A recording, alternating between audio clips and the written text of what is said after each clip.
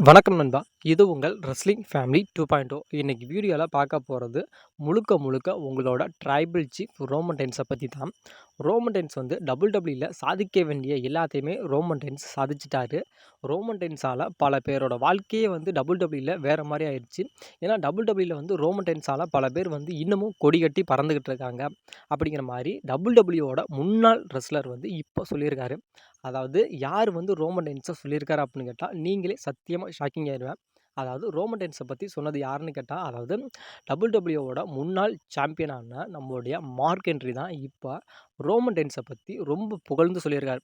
அதாவது WWEலே number 1 wrestler யார் அப்படின்னு கேட்டா, நான் சொல்றது வந்து WWEலே நம்பர் 1 ரெஸ்லர் யாருன்னு சொன்னா, நான் சொல்றது வேற யாரையும் சொல்ல மாட்டேன். நான் கண்டிப்பா ரோமன் ரெயின்ஸ மட்டும் தான் சொல்லுவேன் அப்படிங்கிற மாரி, இப்ப நம்மளுடைய மார்க் ஹென்றி சொல்லியிருக்காரு. அது இல்லாம ரோமன் ரெயின்ஸ பத்தி வேற பல விஷயங்கள வந்து நம்முடைய ரோமன் ரெயின்ஸ பத்தி நம்முடைய மார்க் ஹென்றி சொல்லியிருக்காரு. அது WWE இந்த இந்த அளவுக்கு வரதுக்கு காரணம் யாருன்னு கேட்டா, முழுக்க முழுக்க ரோமன் ரெயின்ஸ் தான். ரோமன் ரெயின்ஸ் மட்டும் WWEல இல்ல அப்படின்னா, கண்டிப்பா WWE வந்து இப்போ வந்து இருந்த இடம் தெரியாம அழிஞ்சிருக்கும். ஏன்னா 2020ல வந்து எந்த மாரி ஒரு சிச்சுவேஷன்ல WWE இருந்துச்சுன்னு தெரியும். ஏன்னா அதாவது WWE வந்து ரன் பண்ணவே முடியாது அப்படிங்கிற அளவுக்கு WWE வந்து ரொம்ப கீழ்மட்டமா போயிருச்சு. அதாவது இனிமே WWE அவ்வளோதான். இதோட நிலைமை வந்து ரொம்ப அதல பாதாளத்துக்கு போயிருச்சு அப்படிங்கிற மாரி பல பேத்த வந்து WWE வந்து ரிலீஸ் பண்ணிட்டாங்க. அதாவது எங்களுக்கு வந்து வருமானம் இல்ல. எங்களால ஷோஸ் நடத்த முடியல. அதாவது ஆடியன்ஸ் யாருமே வரமாட்றாங்க அப்படிங்கிற அளவுக்கு ரொம்ப கீழ் மட்டத்துக்கு போயிருச்சு. ஏன்னா அந்த கீழ் மட்டத்துக்கு போனப்போ கூட ரோமன் ரெயின்ஸ் தான் அந்த WWE அப்படிங்கிறத அவரோட கை தாங்கி புடிச்சு இந்த அளவுக்கு கொண்டு வந்திருக்காரு அப்படிங்கிறதுல எந்த ஒரு மாற்றமும் இல்ல. ஏன்னா மார்க் ஹென்றி சொன்னது 100க்கு 100 உண்மை. ஏன்னா அந்த கொரோனா அப்படிங்கிற ஒரு சிச்சுவேஷனால WWE வந்து அவ்வளோ அதல பாதாளத்துக்கு போனதுக்கப்புறம், அந்த வந்து அதுக்கப்புறம் கொஞ்சம் மீண்டு வந்து தான் நம்முடைய WWE வந்து அந்த தண்டர் டாம் அப்படிங்கிறதுல நடத்துனாங்க. அதுக்கப்புறம் 2020ல வந்து நம்முடைய ரோமன் ரெயின்ஸ் ரிட்டர்ன் வந்தார். ரிட்டர்ன் வந்ததுக்கப்புறம் தான் கதையே ஆரம்பிச்சுச்சு. ஏன்னா அதுக்கு முன்னாடியே வந்து ரோமன் ரெயின்ஸ் வந்து லுக்குமியா இருந்துச்சு. அந்த ஒரு டிசீஸ்னால என்னால சாம்பியனா இருக்க முடியாது அப்படிங்கிற மாரி, அந்த சாம்பியன வந்து வெக்கேட் பண்ணிட்டு தான் ரோமன் ரெயின்ஸ் போனாரு. போனதுக்கப்புறம் 2020ல வந்து பிரான் ஸ்ட்ரோமனுக்கும் பிரே வைட்டுக்கும் மேட்ச் நடந்துச்சு. அந்த மேட்ச்ல வந்து சஸ்பென்ஸா ரிட்டர்ன் வந்து நம்முடைய ஹீல் அப்படிங்கிற நம்முடைய ரோமன் ரெயின்ஸ் வந்து கையில எடுத்து பண்ணாரு. அதாவது ட்ரைபல் சீஃப் அப்படிங்கிற ஒரு கேரக்டர எடுத்து பண்ணி, அதாவது 4 வருஷம் சக்சஸ்ஃபுல்லா கொண்டுட்டு போனாரு ரோமன் ரெயின்ஸ். ஏன்னா, அந்த 4 வருஷமே WWE வந்து எந்த அளவுக்கு கீழ போச்சோ, அந்த அளவுக்கு 100 மடங்கு வந்து ரோமன் ரெயின்ஸ் வந்து WWE வந்து தாங்கி புடிச்சு நிப்பாட்டினாரு. ஏன்னா, ரோமன் ரெயின்ஸ் இல்ல அப்படின்னா, கண்டிப்பா என்ன பொறுத்தவரைக்கும் இப்ப WWE அப்படிங்கிறதே கிடையாது. ஏன்னா, இந்த அளவுக்கு கொண்டுட்டு வந்ததுக்கு காரணம் யாருன்னு கேட்டா, கண்டிப்பா ரோமன் ரெயின்ஸ் தான். வேற எந்த ஒரு ரெஸ்லருமே கிடையாது. ஏன்னா, ரோமன் ரெயின்ஸ் மட்டும் தான். இது இல்லாம ரோமன் ரெயின்ஸ்க்கு வந்து லுக்குமியா இருக்குது அப்படிங்கிறது ஆல்மோஸ்ட் உங்க எல்லாத்துக்குமே தெரியும். ஏன்னா, பாதி பேத்துக்கு வந்து ரோமன் ரெயின்ஸ்க்கு வந்து லுக்குமியா அப்படிங்கிறது இருக்கா அப்படிங்கிறதே சத்தியமா தெரியாது. ஏன்னா, அது வந்து ரோமன் ரெயின்ஸ் வந்து அத வெளிக்காட்டிக்கவும் இல்ல. அதாவது எனக்கு வந்து இது மாரி லுக்குமியா அப்படிங்கிற ஒரு நோய் இருக்கு அப்படிங்கிறத இன்ன வரைக்கும் ரோமன் ரெயின்ஸ் சொன்னதில்ல. அத ஏன்னா அவரே மறந்துட்டாரா? இல்ல நம்மளும் மறந்துட்டோமா அப்படின்னு தெரியல. ஏன்னா ரோமன் ரெயின்ஸ் வந்து அந்த ஃபேன்ஸா வந்து என்டர்டெயின்மென்ட் பண்ணணும் அப்படிங்கிறதுக்காக, அதாவது நம்முடைய ரோமன் ரெயின்ஸ் வந்து பல விஷயங்கள வந்து பண்ணியிருக்காரு அப்படிங்கிற மாரி மார்க் ஹென்றி சொல்லியிருக்காரு. அதாவது ரோமன் ரெயின்ஸ்க்கு வந்து அந்த லுக்குமே இருக்குது. ஆனாலும் அத வந்து அவன் கொஞ்சம் கூட பொருட்படுத்தாம, அதாவது WWE க்காகவும், அதாவது WWE ஆடியன்ஸுக்காகவும் ரோமன் ரெயின்ஸ் அப்படிங்கிற ஃபேன்ஸ் ஒரு பட்டாளமே இருக்குது.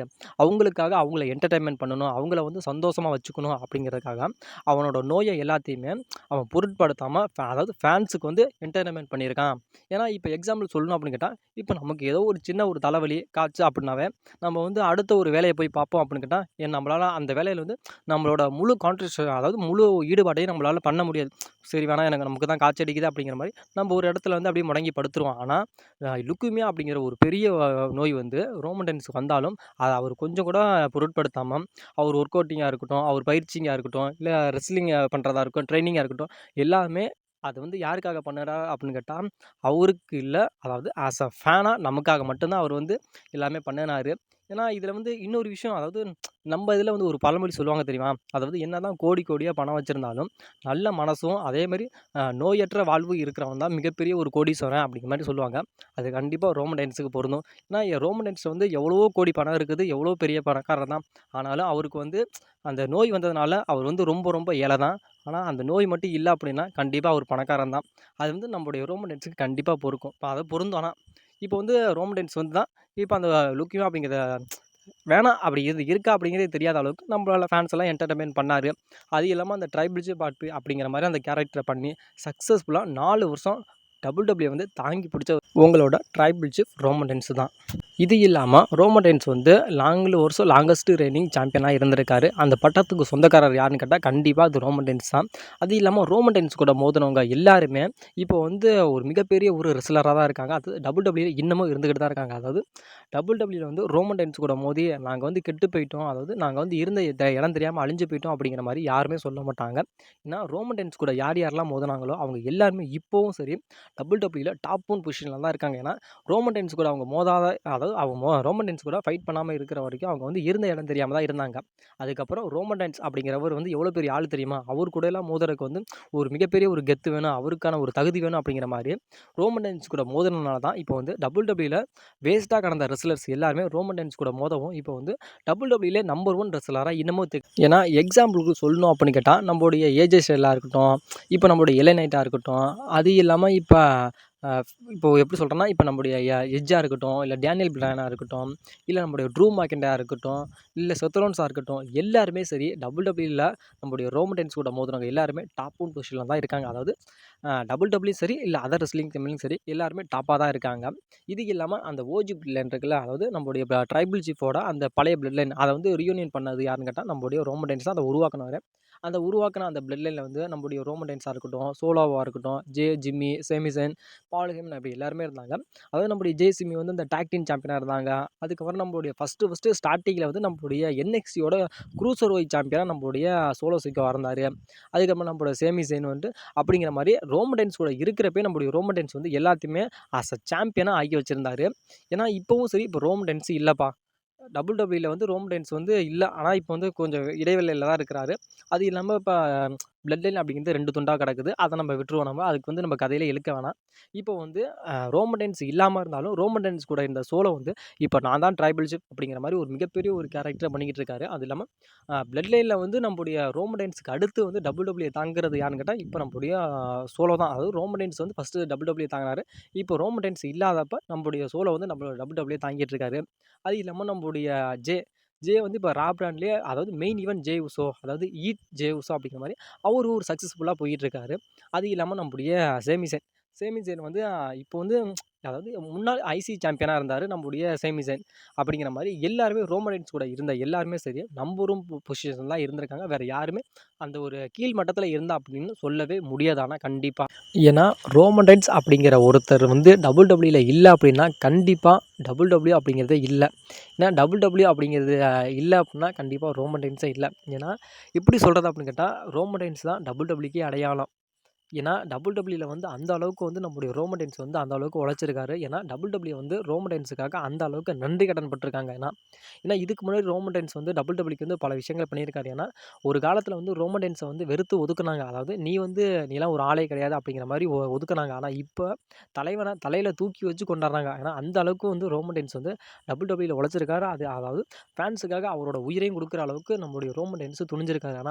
ஆனால் ரோமன் ரெயின்ஸ் கூட இருந்தவங்க யாருமே சரி இந்த வரைக்கும் கீழ் மட்டத்தில் இருந்தவங்கன்னு யாருமே சொல்ல மாட்டாங்க. ஏன்னா ரோமன் ரெயின்ஸு அவர் கூட மோதினவங்களையும் சரி, அவர் கூட இருக்கிறவங்களையும் சரி இன்னமும் வாழ வச்சுக்கிட்டு தான் இருக்காரு.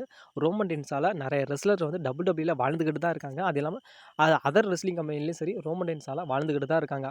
இது வந்து ஒரு மிகப்பெரிய ஒரு குறிப்பிடத்தக்க விஷயம். ஆனால் மற்ற ரெஸ்லர் மாதிரி இப்படிலாம் கிடையாது. ஆனால் ரோமன் ரெயின்ஸ் வந்து அவருக்குன்னு ஒரு தனித்துவமான ஒரு விஷயங்கள் இருக்குது. அது வந்து அவர் கரெக்டாக பர்ஃபெக்டாக பண்ணிக்கிட்டு தான் இருக்காரு.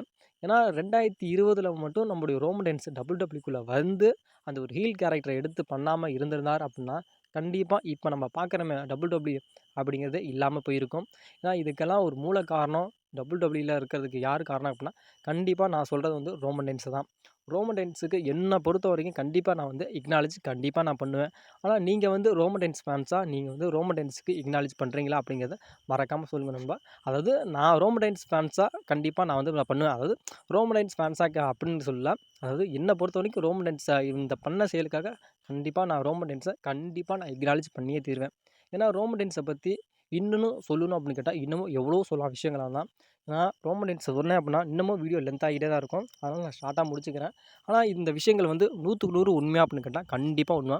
ஏன்னா ரோமன் ரெயின்ஸ் வந்து இந்த அளவுக்கு வர்றதுக்கு காரணம் யாருன்னு கேட்டால் டபிள்யூல தான். ஏன்னா WWE வந்து உயர்த்தி கொண்டு வந்தது யாருன்ட்டா, அதாவது அதல பாலத்தில இருந்தத உயர்த்தி கொண்டு வந்தது யாருன்னா நம்முடைய ரோமன் ரெயின்ஸ் தான். அவரோட லுக்கேமியா வந்து மறைச்சு, அது இருக்குது அப்படிங்கிறதே அவருக்கே தெரியாம, நம்ம ஃபேன்ஸா நம்மள என்டர்டெயின்மென்ட் பண்ணது யாருன்னு கேட்டா, நம்முடைய ரோமன் ரெயின்ஸ் தான்.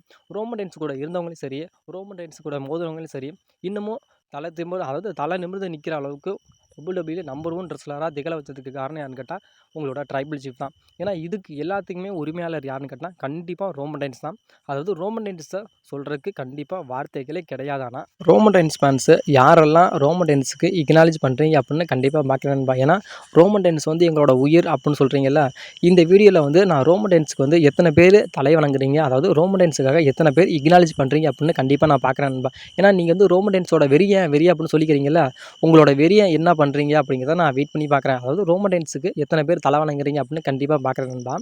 இது இல்லாம இன்னொரு விஷயம் என்ன அப்படின்னு கேட்டா, அதாவது நம்முடைய ஜாக் ஆஃப் இருக்கார்ல, பிளட் லைன் 2.0ல நம்முடைய சோலோ கூட இருக்கார்ல, நம்முடைய ஜாக் ஆஃப் வந்து நம்முடைய சோலோவுக்கு வந்து ஆப்பு வைக்க போறாரு அப்படிங்கிற மாதிரி ஒரு மிகப்பெரிய ஒரு அப்டேட் இருக்கு. சரிப்பா, இப்ப சோலோ சிக்காவ தான் நம்முடைய ட்ரைபல் சீஃபா இருக்காரு. ட்ரைபல் சீஃப் கூட தான் நம்முடைய ஜாக் ஆஃப் இருக்காரு. அப்ப எப்படி நம்முடைய ஜாக் ஆஃப் எப்படி நம்முடைய சோலோவுக்கு ஆப்பு வைப்பாரா அப்படின்னு கேட்டா, கண்டிப்பா ஆப்பு வைக்கத்தான் போறாரு. அதுக்கான ஒரு பர்ட்டிகுலர் வீடியோ வந்து கண்டிப்பா நாளைக்கு நான் ரெடி பண்ணி போறேன் நண்பா.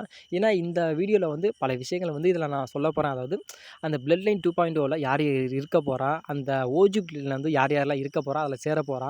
அதாவது நம்முடைய ஜாக் ஆஃப் வந்து எதுக்கு நம்முடைய சோலோவ அட்டாக் பண்ணி டர்ன் ஆகணும் அப்படிங்கிறதுக்கான ஒரு முழு வீடியோவும் போடப் போறேன். அது இல்லாம சர்வே சீரிஸ்ல வந்து நம்முடைய ரோமன் ரெயின்ஸ் கூட யார் இருக்க போறா, சோலோ கூட யார் இருக்க போறா, இதுக்கெல்லாம் யார் தலைமை ஏத்து நடத்தப் போறா அப்படிங்கிறதான ஒரு பர்ட்டிகுலர் வீடியோ கண்டிப்பா நடக்கும் நண்பா. ஏன்னா இது வந்து ரொம்ப ரொம்ப நான் போட வீடியோ வந்து ரொம்பவும் இம்பார்ட்டன்டான வீடியோ. ஆனா கண்டிப்பா நம்முடைய ஜாக் ஆஃப் வந்து நம்முடைய சோலோவுக்கு ஆப்பு வைக்கிறதுங்கிறது உறுதி தான்.